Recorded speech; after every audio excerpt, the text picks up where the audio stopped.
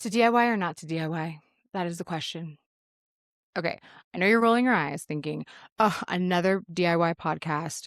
We've been there, we've done that, we've heard it all." But guys, take a beat, wait a sec, because in doing the whole research and preparation for this whole episode, I realized something that I feel like not a lot of people talk about. So you might actually get something out of it, or I'm sorry, another DIY podcast. Because full disclosure, I love DIY. I love everything about it. I love the saving money. I love the time saving. I love that there's not another person involved or I don't have to go somewhere to buy something. I love all of it. Here's the thing. There's a whole dark side. Yes, a dark side to DIY because there's this part of where I get blinders. Like I'm in it. I'm focused. I'm laser focused. Now I'm determined to get this job done. And I've spent too much money, wasted so much time, probably damaged something in the process because I don't really know what I'm doing. I've ignored all the warnings.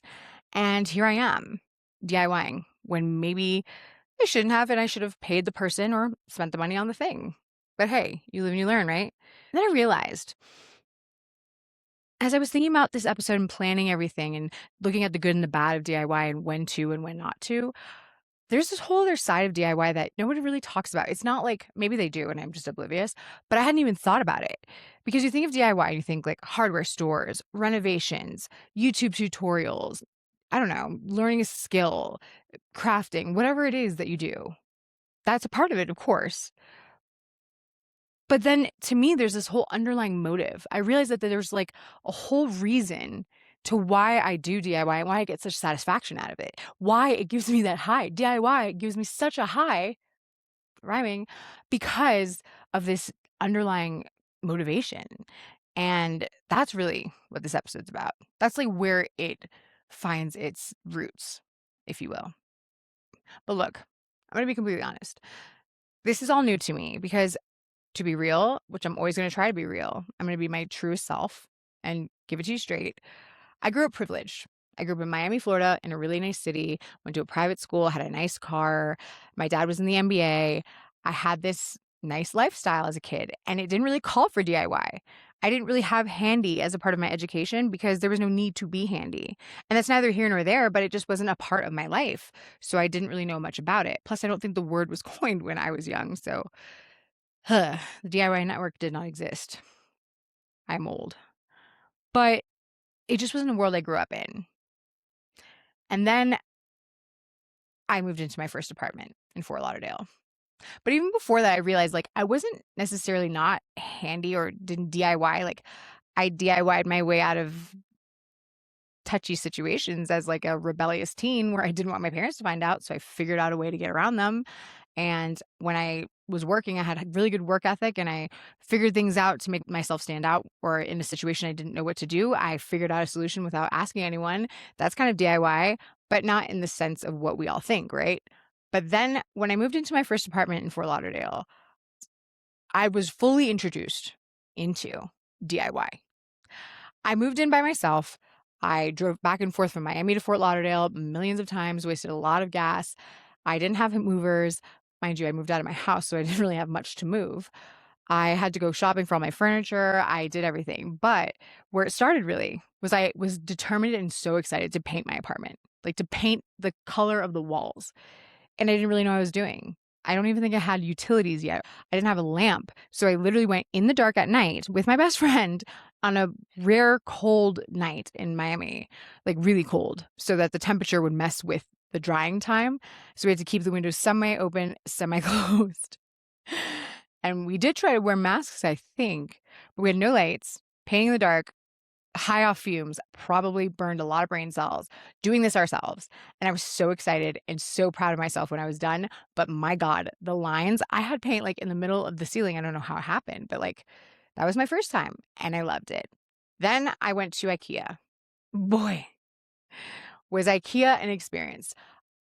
It is an experience now. I mean, not a good one for me, to be honest with you. It is anxiety provoking. There's so much stuff to look at. I feel like there's a lot of people usually. There's like directions on how you walk, and I literally get lost. So to this day, I have to like prep myself, amp myself up, get ready, and like walk the lines because if I go off a little, I will be lost. And you go into like different rooms, you miss things. Oh my gosh, it's a lot.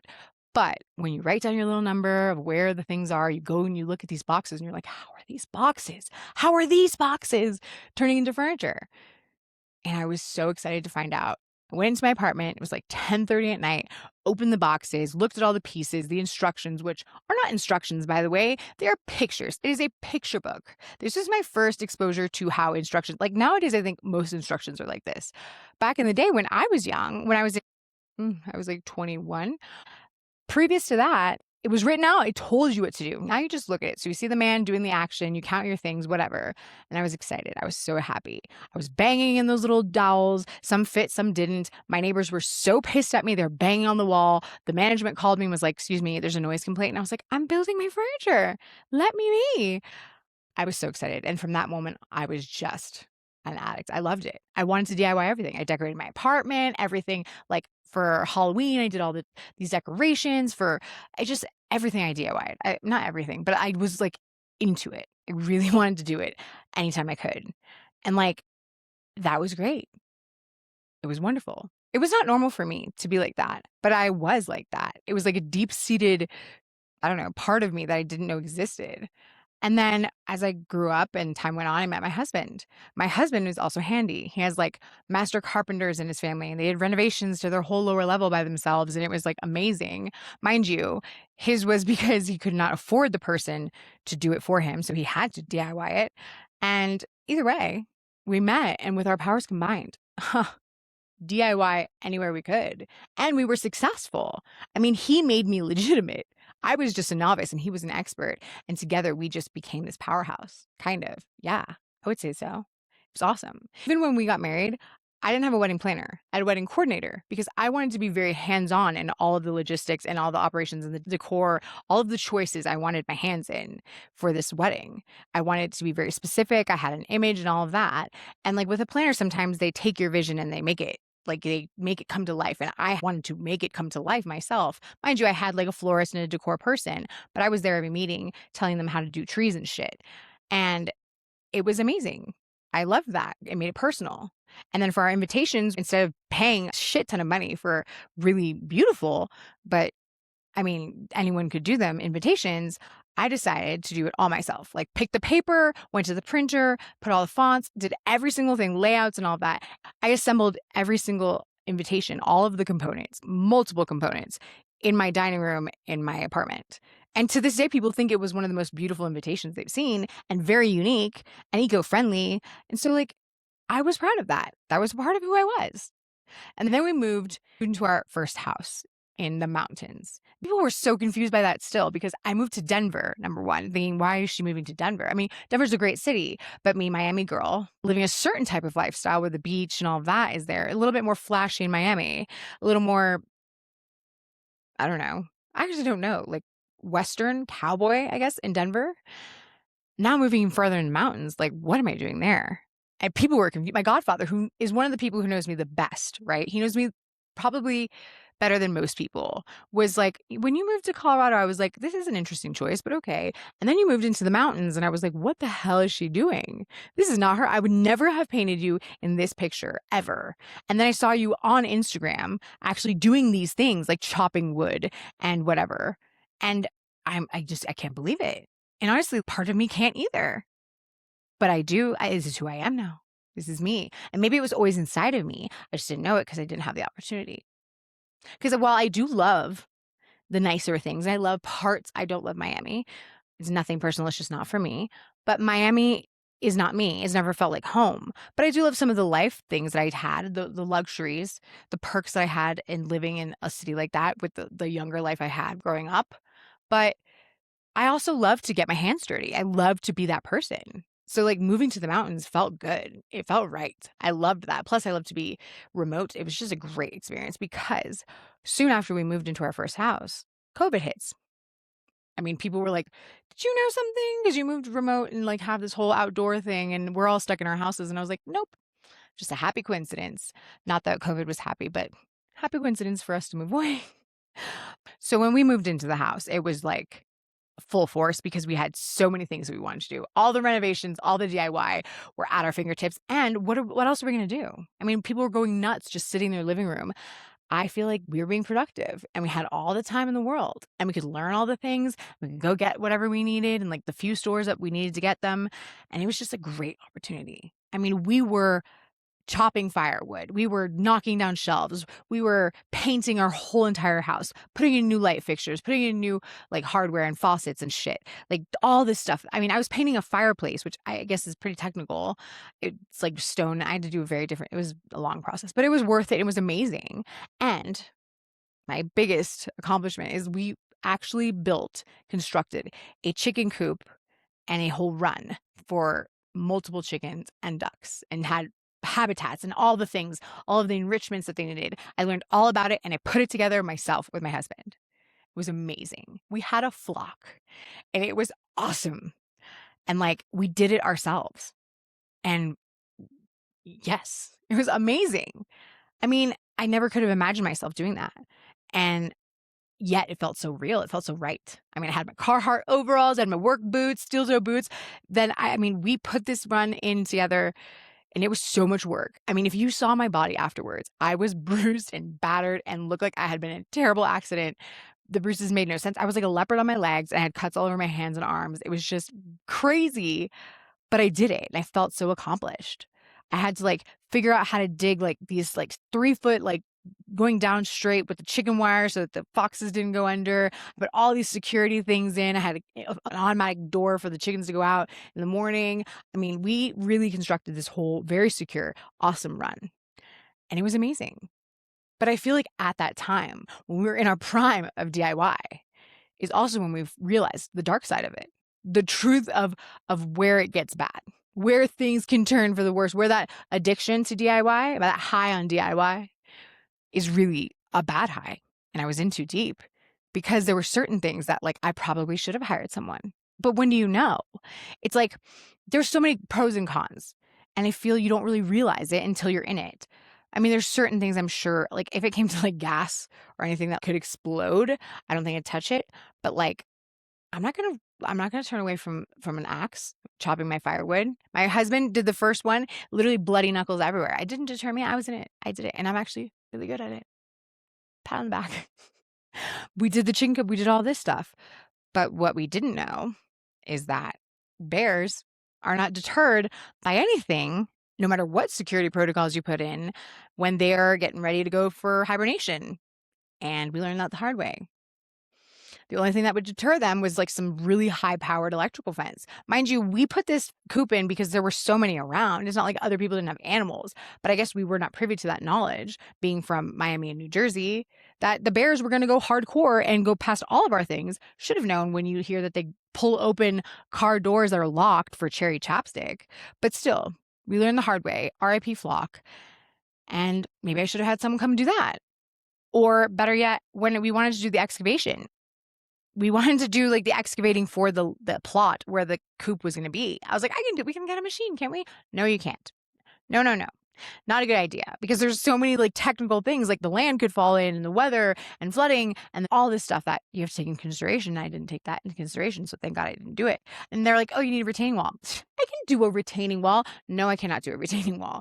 I watched my dad install a giant wall behind our houses in California and that shit is legit. I mean, and this was like smaller scale, obviously, but I had no need to do that. And thank God I didn't because I don't know what would have happened to the coop, even though I'm not sure they had a greater fate, but still, I didn't do that. But then you have situations like painting. We painted the entire, except for the 22-foot ceilings and floors, that area, we did everything else painting. We did all the faucets and shit. You know why? Because when we called people to come and paint to get an estimate, like, okay, we'll come and we'll check out the thing. They walked onto the property and increased that price by like 5 million, billion, trillion% for no reason other than they said, oh, big house. Bullshit. You don't know if I want you to do one room. We had it happen like several times to the point that we had to say, hey, if you want to come on to do this project, we'll tell you the square footage. You can give us a ballpark. I know it's not going to be accurate, but a ballpark. Because they were cheating us. That's the time DIY comes perfectly. But on the converse of that, we noticed that with this house, The closet wasn't configured very well, but also it was definitely put in a way to look pretty for a sale, but not to last much longer than that because it's falling apart and shit. So we decided, hey, we'll take out all of our clothes, do like a whole thing of like what we want hung, what we want folded, get rid of some shit, whatever, and then come in and configure it perfectly. It can't be that hard. It's that hard because we started that project probably in fall, and my clothes are in several different areas of the house, some in the closet still, and we do not have any new configuration of the closet. I think there might be some new bars. Bars are like higher, lower. No, but that is a situation where I have no place to configure a closet. I don't know that spatial shit. I just didn't, and I should have hired someone. Would have had a real closet by now. Would have cost me more, but would have had an actual closet instead of going from room to room to try and find items of my wardrobe.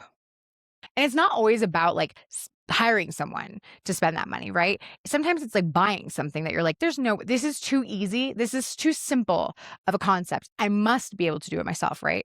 I don't need to buy the thing and spend that money. I could do it myself for cheaper and it'll be easier and it'll be fun and it's made by me, right? Wrong. Because when I went to go do our house number sign, I had to like go through all of this, like, well, what kind of wood, what kind of letters, all this shit, right? And I'm like, this is easy enough. It's a simple concept. It has to be super easy to do. And with the lit numbers in the back. So like you could see it in the darkness because it's pretty dark up here. And I'm like, okay, I got to find this. So like I did the whole process. I actually got the numbers onto the wood plaque pretty easily. That was done. But then it came the whole thing of lighting it and like hanging it in the tree and this and that and the other. And I had ideas and I looked up things. And so I was like, oh, I'll get this. Oh, I can get this. Oh, I can get this. This could work. This could work. And by the time I ended, like actually had my final product up, I don't like the light that's above it. I kind of settled because I was done. And I also spent way more money than I needed to when I could have just bought the sign, you know? And those situations, like maybe it would be worth it to just buy it. There's sometimes it is worth it to just buy the thing. In this whole back and forth of when to and when not to. This discussion in my head, going down through all the projects that I haven't done or heard about, whatever. I was like, what is this thing that is putting me in this position in the first place? Why is this high on DIY so significant that I'm willing to get to the point of spending money or putting myself out, maybe hurting myself, maybe damaging something, wasting time, whatever. And I don't realize that I could take the easy way out and pay for it. And it hit me that like, it's not just about the fact that I'm doing it myself and that I'm not spending money and wasting time. It's more so like I'm doing it myself and that's significant to me for like a variety of reasons. One, because like I don't want to put someone out. If it's hiring someone, I feel like, no, I can just do it myself, whatever. Having to get the money, having to use the money, whatever. Like I just feel like, okay, no, it's not worth it to do that. So let's just do this.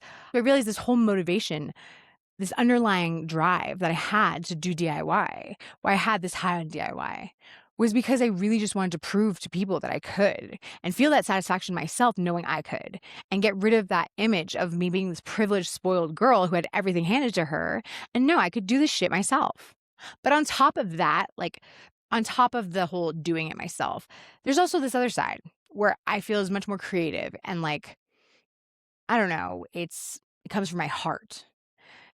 There is the whole DIY that's like hardware and renovations and actual tools and work and all of that, right? Labor.